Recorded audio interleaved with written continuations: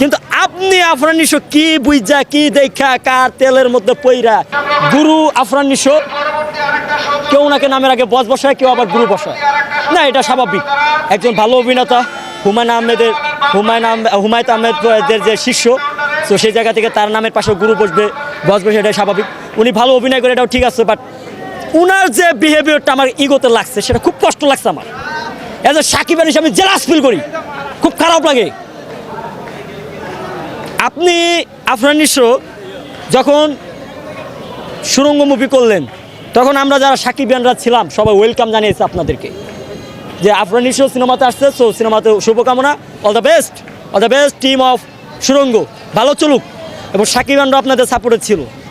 কিন্তু আপনি আফরান নিশো কি বুঝা কি দেখা কার তেলের মধ্যে পইরা চুলকানির মধ্যে পইরা পিরিতের আলাপের লাগে আপনি গেছেন হটের শোয়ের মতো একটা জায়গায় যেখানে ইন্টারন্যাশনালভাবে সবাই সেটা দেখে।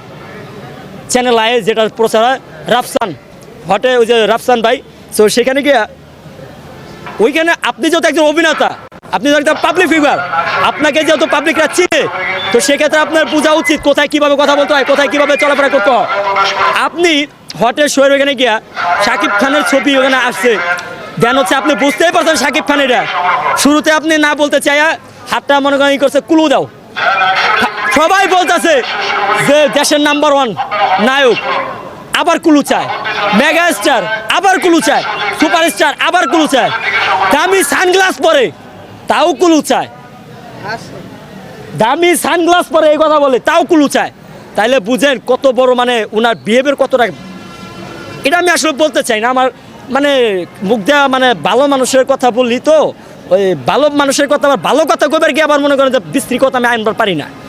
কিন্তু উনি ওইখানে দর্শক পরে আবার বলছে উনি প্রায় 24 বছর 23 বছর দ্বারা রাজত্ব করতেছে, আরও কুলু দাও।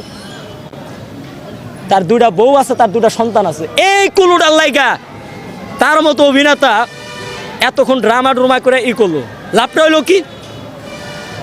এটা তো কোনো অভিনেতার পরিচয় না, এটা তো কোনো অ্যাক্টরের পরিচয় না।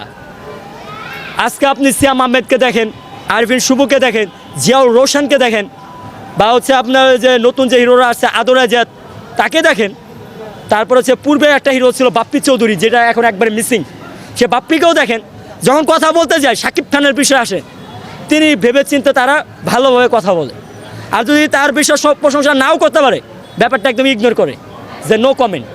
কত সুন্দর আপনি এটা বলতে পারতেন। তো জাতি আপনার কাছ থেকে কী শিখলো? প্রশ্ন আমার এটা, জাতি এটা থেকে আপনার কাছে কী শিখলো? আপনার যে মানে স্টারডমটা ছিল ওইটা হারাইলেন, আপনি যে একদম ফেমাস অ্যাক্টর ছিলেন সেটাও হারাইছেন। তবে হ্যাঁ, আমি এখনও স্বীকার করব আফরান নিশো আসলেই তিনি একজন ভালো অভিনেতা, বাট পার্সোনালিটি ওনার একদম আর ভালো লাগে না।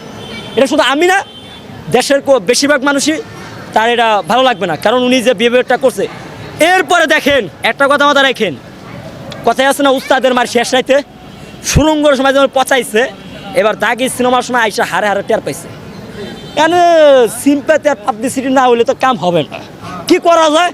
সোনার হরিণটাকে হাতে নিতে হবে, মানে রাজা হাঁস ডিম পারছে, সেই ডিমটাকে হাতে নিয়ে টুপ করে ধরে হালাতে হবে। তাই কি একটা ফাঁদ পাতলো।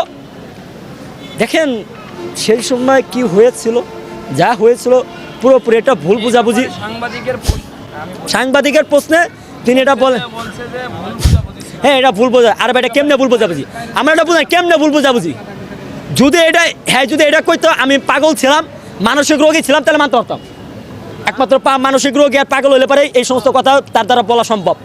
কিন্তু সুস্থ মস্তিষ্কের মানুষের মুখে যখন এই ধরনের কথা, এই ধরনের ল্যাঙ্গুয়েজ আসে যে তার 2টা বউ, তার 2টা ছেলে, আবার আমি তো ওই রকম কোড হিরো না যে আমি বিয়ে করে আমার বউ বাচ্চা সন্তানকে লুকিয়ে রাখবো। এই ধরনের কথাবার্তা যে সমস্ত হিরোর মুখ থেকে আসে বা যে কোনো মানুষের মুখ থেকে আসে, তারা কি স্বাভাবিক না অস্বাভাবিক? অবশ্যই তিনি স্বাভাবিক জ্ঞানেই বলছে, কারণ এত সেন্সিটিভ বিষয় বা সেন্সিটিভ যে কথাগুলো, এগুলা কিন্তু পাগল হইলে আর ছাগল হইলে মানুষের হাসপাতালে থাকলে তারাই করে। এখন সেই আপনার সবার আইসা বলতে এটা ভুল, আর ভাই এটা কেমনে ভুল বোঝা? আমরা এটা বুঝা, আমি এটা মাথায় খেলে না, ভুল বোঝাবুঝি কি?